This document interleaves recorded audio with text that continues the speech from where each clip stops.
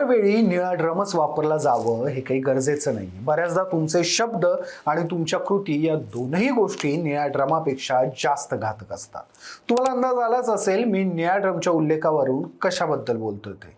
उत्तर प्रदेशातील मेरठ आणि राजस्थानच्या अलवरमध्ये बायकांनी आपापल्या स्वार्थासाठी आपल्या नवऱ्यांना संपवून त्यांचा मृतदेह निळ्या रंगाच्या ड्रमामध्ये लपवला होता। त्यासाठी त्यांनी आपल्या नवऱ्यावर थेट हल्ला करून त्याला संपवलं होतं। पण महाराष्ट्रात आता अशी एक घटना उघडकीस आली आहे ज्यात नवरा पोलीस अधिकारी होता, त्याला त्याच्या बायकोनं आपल्या बॉयफ्रेंडसाठी इतकं छळलं की नवऱ्यानं असं पाऊल उचललं ज्या पावलामुळं पोलीस दलासोबतच संपूर्ण राज्यात मोठी खळबळ उडाली आहे। नक्की काय झालं, कुठे झालंय सगळं समजावून सांगतो पुढच्या काही मिनिटांमध्ये। नमस्कार, मी शशी आणि तुम्ही पाहताय कट टू कट। ही घटना नागपूरची आहे। नागपूरच्या पोलीस दलात शीलरत्न भीमराव बेलेकर हे नोकरीला होते। त्यांचं लग्न रुचिका बेलेकर सोबत झालेलं। दोघांचाही संसार अगदी सुखासमाधानात चाललेला। शीलरत्न यांना सरकारी नोकरी होती, त्यातही ते पोलीस खात्यात कामाला होते। त्यामुळे शीलरत्न यांचा जेवढा रुबाब होता त्याहून जास्त रुबाब रुचिका बेलेकरचा आपल्या पाहुण्या रावळ्यांमध्ये होता, कारण तिचा नवरा पोलीस दलात होता। काळ पुढे सरकला, शीलरत्न यांची पोस्टिंग प्रतापनगर पोलीस ठाण्यात होती। आपल्या पत्नीसोबत यावेळी ते बागदऱ्यात राहत होते। पोलीस खात्याची ड्युटी किती हेक्टिक असते याची आपल्या सर्वांनाच कल्पना आहे। शिवरत्न देखील आपल्या ड्युटीमध्ये असेच व्यस्त होते। आपल्या कामातून ते आपल्या संसारासाठी मात्र जितका शक्य आहे तितका वेळ काढत होते। कुटुंबासाठी जे जे करणं शक्य आहे ती प्रत्येक गोष्ट शीलरत्न करत होते। मात्र त्यांची पत्नी असणाऱ्या रुचिकाला या गोष्टीचा विसर पडला। 2 वर्षापूर्वी रुचिकाची ओळख महेश मेश्राम या शिक्षकासोबत झाली। सुरुवातीला या दोघांमध्ये असणारी ओळख पुढे मैत्रीत बदलली आणि मैत्रीचं रूपांतर नंतर प्रेमात झालं। यावेळी महेशला या गोष्टीचा विसर पडला की रुचिका विवाहित आहे आणि तिचा नवरा पोलीस खात्यात आहे। महेशच्या प्रेमात आंधळ्या झालेल्या रुचिकाला देखील आपल्या कुटुंबाचा, आपल्या नवऱ्याचं, त्याच्या सामाजिक पद प्रतिष्ठेचं कसलंही भान राहिलं नव्हतं। कानात वारं शिरलेल्या वासरासारखी अवस्था रुचिकाची झालेली। तिशी ओलांडली तरी अद्यापही तिच्यातलं अल्लड 16वं वर्ष संपलं नव्हतं। ती महेशच्या प्रेमात वेडी झाली। दोघांच्याही गाठीभेटी वाढू लागल्या। गोष्ट पुढे सरकली, जे व्हायला नको ते व्हायला सुरुवात झाली। या दोघांचंही नातं प्रेमाच्या पुढच्या टप्प्यावर पोहोचलं। मात्र आपल्या कामात व्यस्त असणाऱ्या शीलरत्न यांना या गोष्टीचा सुरुवातीला सुगावा लागला नाही। त्यांचा आपल्या पत्नीवर पुरेपूर विश्वास होता। आपल्या पत्नीचं पाऊल वाकडं पडेल असं त्यांनी स्वप्नातही पाहिलं नव्हतं। पण म्हणतात ना, स्त्रीचं मन ओळखणं ब्रह्मदेवाला देखील शक्य झालं नव्हतं। शीलरत्न यांच्या बाबतीत देखील काहीसं असंच झालं। त्यांनी आपल्या पत्नीवर आंधळेपणानं विश्वास ठेवला, पण आपला नवरा कामावर गेल्यावर रुचिकाचे उद्योग चालू होत होते। अशातच एकदा आपल्या पत्नीच्या वागण्याचा संशय शीलरत्न याला आला। त्यांनी तिच्यावर पाळत ठेवली आणि एक दिवस एका नवऱ्याला जे दिसायला नको ते त्यांच्या नजरेस पडलं। शीलरत्न यांना ते जाणून धक्का बसला, मात्र तरीही त्यांनी आपल्या पत्नीवरील प्रेमापोटी तिला समजावून सांगितलं, या गोष्टी चुकीच्या आहेत, करू नकोस, आपलं कुटुंब उद्ध्वस्त होईल, म्हणून त्यांनी तिला समजावलं। त्यांनी हीच गोष्ट महेश मेश्रामला देखील समजावली, पण तोपर्यंत उशीर झाला होता। रुचिका आणि महेशचं नातं हे एक दुजे के लिए चित्रपटातील वासू सपनासारखं झालं होतं। दोघांनाही एकमेकांशिवाय करमत नव्हतं। शीलरत्न यांना आपली पत्नी आज सुधारेल, उद्या सुधारेल असा विश्वास होता, मात्र परिस्थिती अजूनच बिघडत होती।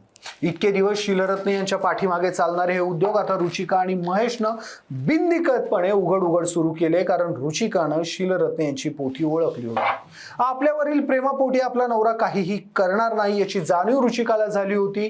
रुचिका आणि महेश इतक्यावरच थांबले नव्हते। त्यांनी आपल्या प्रेमाला नाव देण्याचं ठरवलं। त्या दोघांनीही एकमेकांसोबत लग्न करायचं ठरवलं। मात्र यात सगळ्यात मोठी अडचण होती ती शीलरत्न यांची।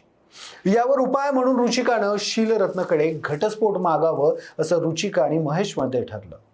रुचिकाचं महेशवरचं प्रेम वाढत होतं, पण महेशचं प्रेम हे रुचिकावर नव्हतं तर शीलरत्न यांच्या संपत्तीवर होतं। आपल्या कष्टानं आणि मेहनतीनं शीलरत्न यांनी आपला संसार आणि इस्टेट उभी केली होती। महेशला रुचिकाला पुढं करून ती सर्व इस्टेट हडपण्याची एक नामी संधी स्वतःहून आलेली। महेशनं ठरवलेलं ही संधी आपल्या हातातून जाऊ द्यायची नाही। त्यानं रुचिकाचा वापर एखाद्या शिडीसारखा केला जी महेश आणि संपत्ती या दोन गोष्टींना एकत्र आणणार होती। रुचिका देखील महेशच्या कह्यात गेलेली. तिनं महेशचं ऐकून शीलरत्नला त्रास देणं चालू केलं. मला घटस्फोट दे, घटस्फोटात मला तुझी इस्टेट हवी. शीलरत्न यांनी सुरुवातीला या गोष्टीकडे दुर्लक्ष केलं, मात्र रुचिका ऐकायला तयार नव्हती. शीलरत्न कामावरून आले की रुचिका दारात उभी असायची. तिचा पहिला प्रश्न असायचा, तू मला घटस्फोट कधी देतोयस? मला तुझी संपत्ती हवी आहे. शीलरत्न यांनी घास तोंडात घातला की रुचिका दत्त म्हणून समोर उभी राहायची. परिस्थिती निवळायची नाव घेत नव्हती. रुचिका आपला हट्ट सोडत नव्हती. शीलरत्न या सगळ्या परिस्थितींना वैतागले होते. अशातच शीलरत्न त्यांचे भाऊ अजय भीमराव बेलेकर यांना भेटायला त्यांच्या घरी गेले. आपल्या भावाशी जिव्हाळ्याच्या गप्पा मारून ते भावाच्या घरून निघाले. त्यांनी भावाला कसलीही कल्पना दिली नव्हती. हसत खेळत त्यांनी आपल्या भावाचा निरोप घेतला, पण अजय यांना त्यावेळी सुतराम देखील कल्पना आली नव्हती की आपल्या भावासोबतची ही भेट आपली शेवटची ठरणार आहे. आपला भाऊ आपल्या घरून निघाल्यानंतर त्याच्यासोबत कसलाच संपर्क होत नाही, म्हणून अजय यांनी चौकशी करायला सुरुवात केली. अजय यांनी पोलीस स्टेशनमध्ये आपल्या भावासोबत संपर्क होत नसल्याची तक्रार दाखल केली. त्यानंतर पोलिसांनी शोधाशोध सुरू केली, पण हातात निकाल शून्य. शेवटी 24 फेब्रुवारीला अंबाझरी तलावात एक डेड बॉडी असल्याची माहिती स्थानिकांनी पोलीस प्रशासनाला दिली.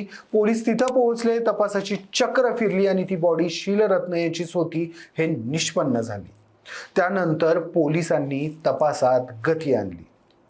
सुरुवातीला शीलरत्न यांनी कुणालाच आपल्या बायकोबद्दल कल्पना दिली नसल्यानं पोलिसांना त्यांच्या पत्नीवर तितकासा संशय नव्हता. मात्र पोलिसांनी आपले प्रयत्न सोडले नव्हते. अशातच शीलरत्न यांची पत्नी रुचिका यांच्या जबाबामध्ये पोलिसांना काही गोष्टी खटकल्या आणि संशयाची सुई रुचिकाकडे वळाली. सुरुवातीला या गोष्टींपासून अलक्त असणारी रुचिका हिनं पोलिसी खाक्या दाखवल्यानंतर मात्र पोपट्यासारखं बोलायला सुरुवात केली. त्यानंतर आता पोलिसांनी शीलरत्न यांच्या आत्महत्येचा तपास पूर्ण केलाय. त्यांनी रुचिका आणि तिचा प्रियकर महेश मेश्राम या दोघांनाही शीलरत्न यांना मानसिक त्रास देऊन आत्महत्येस प्रवृत्त केल्याप्रकरणी अटक केली आहे. चांगला हसता खेळता संसार रुचिकानं आपल्या हव्यासापोटी धुळीला मिळवलाय. या प्रकरणी रुचिकाची सुटका होण्याची शक्यता तर कमीच आहे. तिच्यासोबतच आता महेश मेश्रामला देखील आयुष्यभर जेलमध्ये हवा खावी लागण्याची चिन्ह आहे. या घटनेनं लग्न झालेलं असतानाही एखाद्या पार्टनरनं जर आपली मर्यादा सोडून चुकीचं पाऊल उचललं तर त्याचे परिणाम काय होऊ शकतात हे पुन्हा एकदा समाजासमोर आलंय. तुर्तास या घटनेनं नागपूरसह राज्यातील पोलीस दलातही हळहळ व्यक्त केली जाते. समाजाच्या सर्वच स्तरांमधून रुचिका आणि तिच्या प्रियकराला कठोरात कठोर शिक्षा व्हावी अशी मागणी केली जाते. या घटनेबद्दल तुमच्या प्रतिक्रिया काय आहेत मला कमेंटमध्ये आवर्जून कळवा. व्हिडिओ आवडला असेल व्हिडिओला लाईक करा, शेअर करा आणि कट टू कटला सबस्क्राईब करायला विसरू नका.